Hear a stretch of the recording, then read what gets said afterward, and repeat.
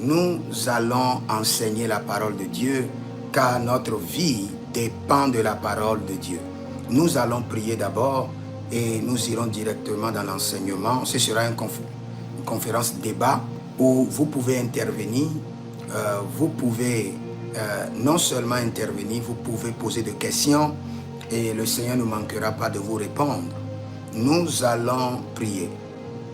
Père, dans le nom de Jésus-Christ de Nazareth, nous bénissons ton Saint-Nom, nous nous soumettons à ton esprit.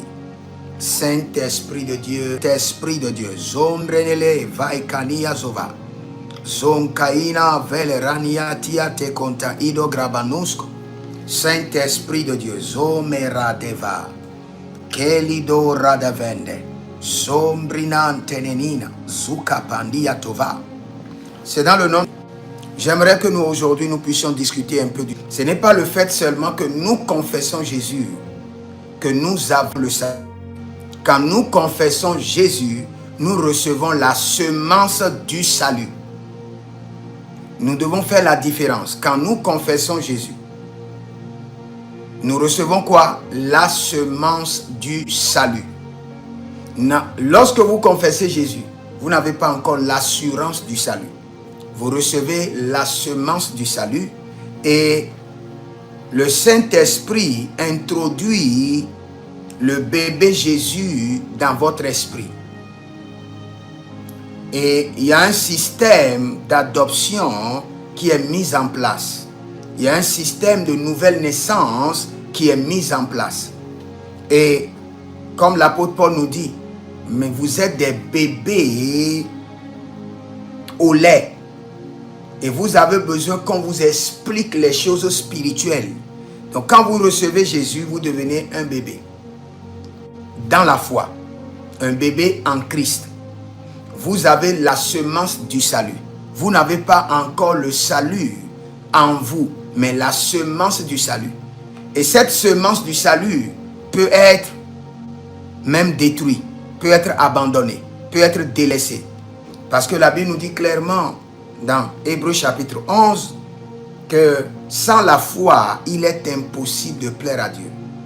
Et quand la Bible continue, la Bible déclare que le juste vivra par la foi. Et quand la Bible parle de juste, il parle d'un homme qui a reçu la semence du salut.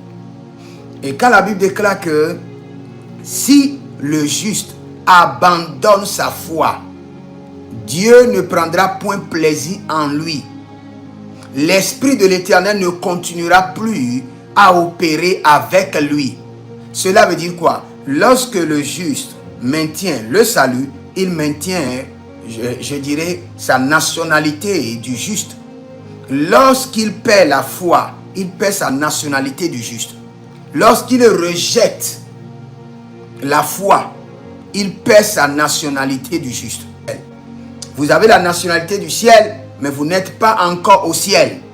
Et si jamais vous perdez cette nationalité, vous perdez la marche avec le Seigneur. Parce que chaque fois que la Bible nous parle du salut, il nous parle, alors celui qui persévérera jusqu'à la fin aura la vie. Vous devez persévérer jusqu'à la fin pour avoir la vie éternelle. Et c'est ce statut de la vie éternelle qui finalise votre salut, qui confirme votre salut. Là où nous sommes dans le système du salut. Nous avons reçu la semence du salut et nous travaillons à notre salut comme nous a dit l'apôtre Paul. Maintenant, j'aimerais vous poser une question. Aucun homme sur cette terre ne pourra poursuivre un système ou un objectif s'il n'y a pas d'intérêt. Ça, c'est clair. Donc, si nous poursuivons le salut, c'est parce qu'il y a un intérêt. Et j'aimerais dire que nous ne poursuivons pas seulement le salut, nous investissons dans notre salut. D'où le salut est un investissement.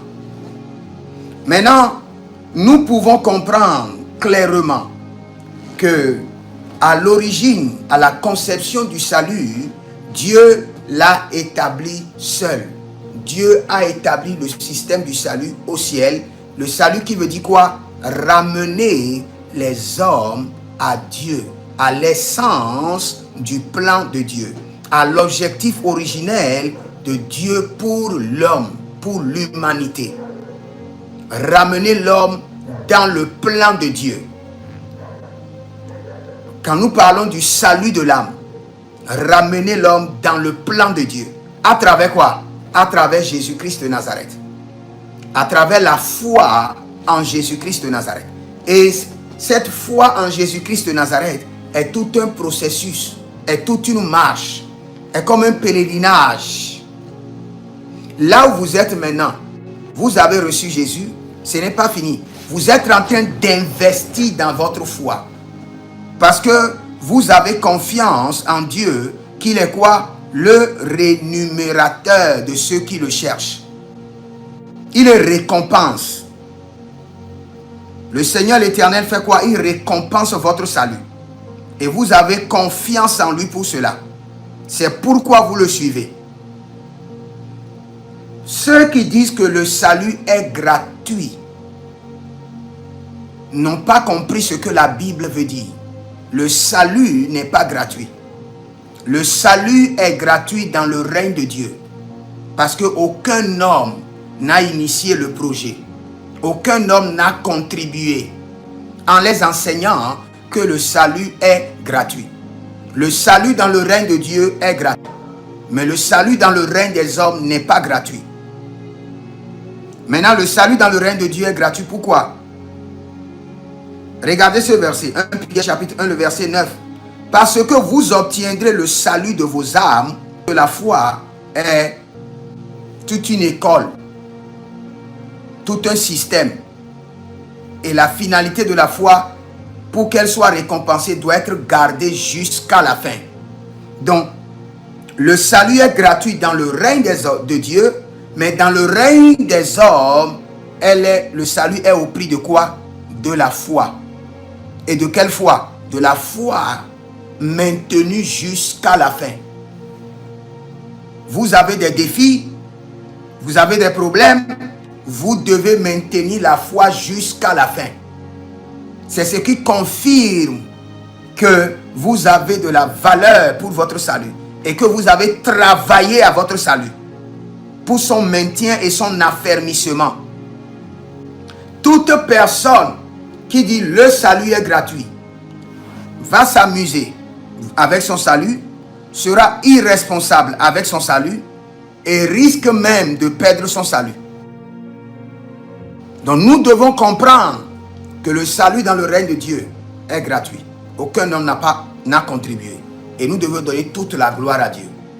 Mais le salut dans le règne des hommes est au prix de la foi et de la persévérance jusqu'à la fin. Et dans la foi et la persévérance, nous avons tout ce qui va avec. Votre contribution, les épreuves, tout ce qui va avec. Donc aucun enfant de Dieu ne doit pleurnicher. Pourquoi? Parce que le salut est un investissement. Et dans cet investissement, ce que vous faites pour entretenir votre salut, le Seigneur l'Éternel qui vous a donné le salut aura à vous rémunérer, à vous récompenser. Il est le rémunérateur de notre foi qui vous attend. Il y a un héritage qui vous attend. Donc vous êtes en train d'investir, pas dans le vide. Vous êtes en train d'investir dans votre salut pour avoir la couronne de vie. Et non seulement la couronne de vie, vous êtes en train d'investir pour être récompensé, pour être positionné dans le règne de Christ. Quand Christ régnera, vous serez récompensé pour votre salut. Je sais que le Seigneur ne va jamais nous récompenser comme nous avons semé. Nous serons récompensés doublement ou triplement. Donc nous devons être fiers. Et pour ceux qui disent que le salut est gratuit, le salut n'est pas gratuit. Jamais. Ce n'est pas gratuit. Si c'est gratuit, tout ça sera distribué à tout le monde sur la terre. Ce n'est pas gratuit. Que le Seigneur vous bénisse. Vous pouvez nous écrire au plus 33 75 82 600 et en fin de compte 21. Donc vous pouvez m'écrire au plus 33 75 82 600 et en fin de compte 21 pour votre consultation prophétique, pour des séances prophétiques personnelles, des délivrances personnelles, et le Seigneur vous fera grâce. Shalom à vous et à bientôt. Shalom.